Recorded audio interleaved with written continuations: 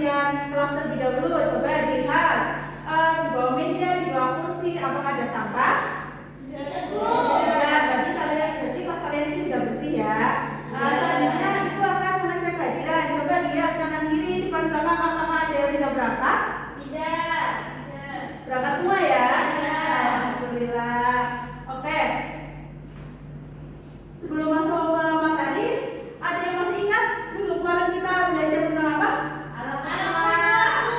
Iya, betul sekali. Minggu kemarin kita belajar tentang alat terselah. Nah, pada hari ini kita akan belajar tentang membiasakan alat terpuji. Oke.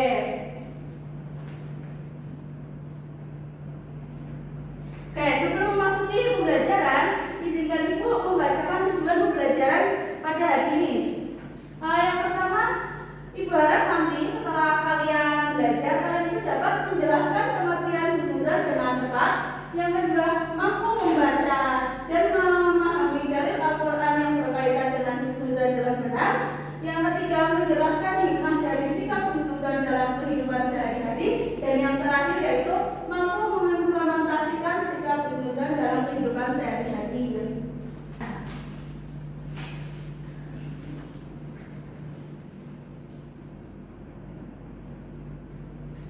Oke, sekarang kita masuk ke materi yang pertama, yaitu pengertian husnuzon.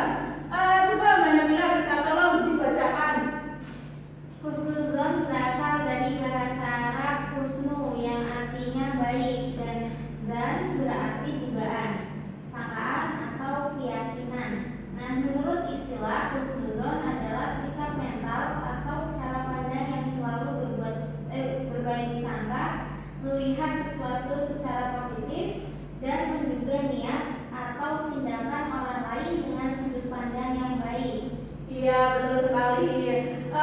Husnuzon itu berarti sikap mental atau cara pandang yang selalu berbaik sangka, yaitu dengan melihat sesuatu secara positif dan menduga niat atau tindakan orang lain dari sudut pandang yang baik. Nah, maksudnya itu kita sebagai manusia itu diajarkan untuk selalu berpikir positif terhadap orang lain. Kita itu tidak boleh langsung berburuk sangka terhadap orang lain.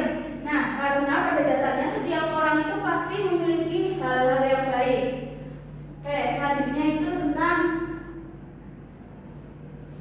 dalil husnuzon. Itu ada dalam Quran surat Al-Hujurat ayat 12. Ini potongan artinya ya, yaitu wahai orang-orang yang beriman, jauhilah banyak prasangka, sesungguhnya sebagian prasangka itu dosa.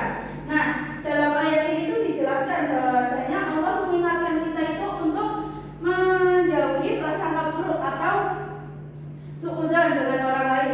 Nah, karena tidak semua prasangka itu baik dan bahkan sebagian itu merupakan dosa besar. Nah, misalnya ketika kita melihat teman kita diam, kita itu tidak langsung berpikiran bahwa teman kita itu marah atau teman kita itu sering ngomongin kita di belakang. Itu bisa jadi karena teman kita itu ini sedang ada masalah atau tidak melihat kita. Oke, lanjut. Yang selanjutnya ada hikmah dari husnuzon. Yang pertama itu ada menenteramkan hati. Nah, maksudnya di sini tuh ketika kita berpikir positif atau husnuzon itu membuat hati kita jadi tenang. Jadi kita itu tidak mudah curiga pada orang lain, kita tidak mudah berpikiran yang negatif pada orang lain gitu. Jadi hati kita itu menjadi tenang, nyaman dan tentram. Yang selanjutnya itu ada memudahkan koordinasi. Nah, maksudnya di sini itu adalah ketika kita itu kalian itu belajar kelompok. Nah, kalau kalian itu punya sikap husnuzon, itu pastinya itu kita itu bakal percaya pada teman. Misal ada teman tuh yang belum mengerjakan kelompok kita bisa bertanya kenapa sih nggak bisa bertanya kenapa sih belum mengerjakan, nggak langsung menjadi dia itu malas gitu. Jadi memudahkan koordinasi. Nah, yang ketiga itu memberikan kemudahan untuk komunikasi. Nah, ini sama kayak yang kedua itu tadi ya. Jadi dengan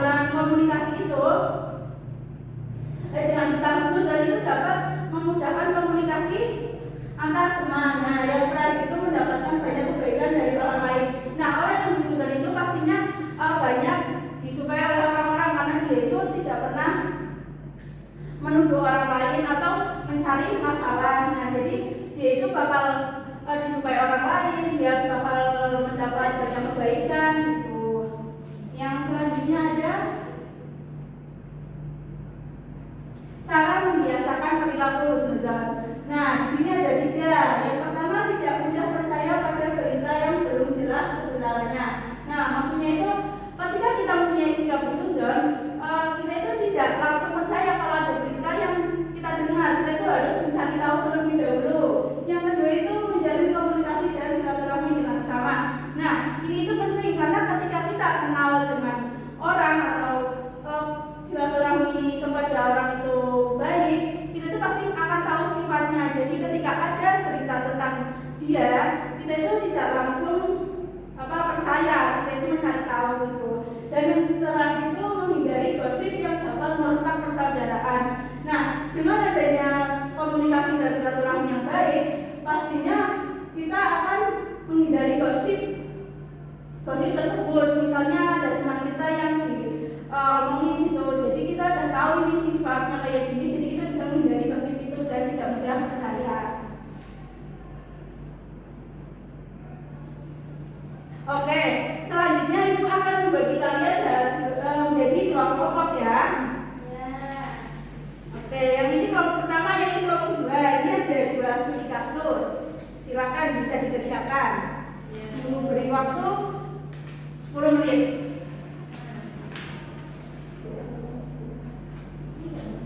Oke, waktu sudah habis ya. Jadi kalian bisa maju. Silakan kelompok 1 maju, 1 anak presentasikan.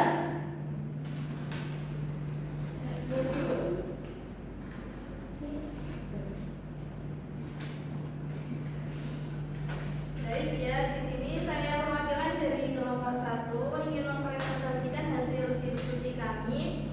Nah, di sini ada studi kasus. Itu judulnya pesan yang disalahpahami. Kasusnya suatu pagi Rina mengirim pesan kepada sahabatnya Siti, tetapi pesan tersebut hanya dibaca tanpa dibalas. Saat di sekolah, Siti juga terlihat sibuk berbicara dengan teman-teman lain.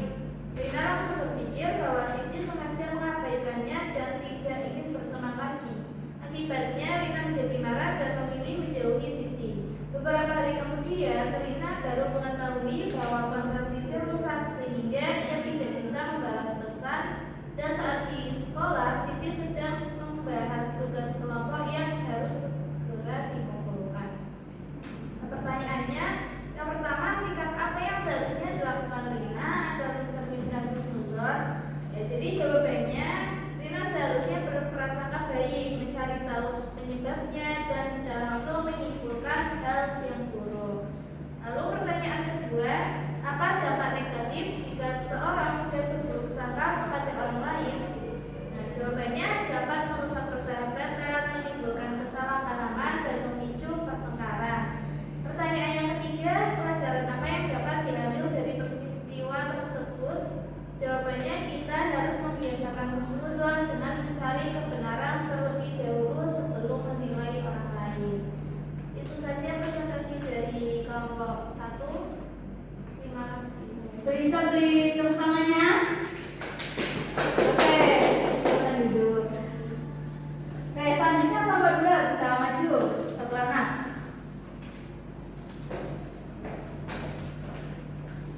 Saya perwakilan dari kelompok 2 mau membacakan studi kasus yang kedua. Percaya kepada teman. Guru memberikan tugas kelompok yang harus dikumpulkan pada hari Senin. Salah satu anggota kelompok, Aisyah, belum mengirimkan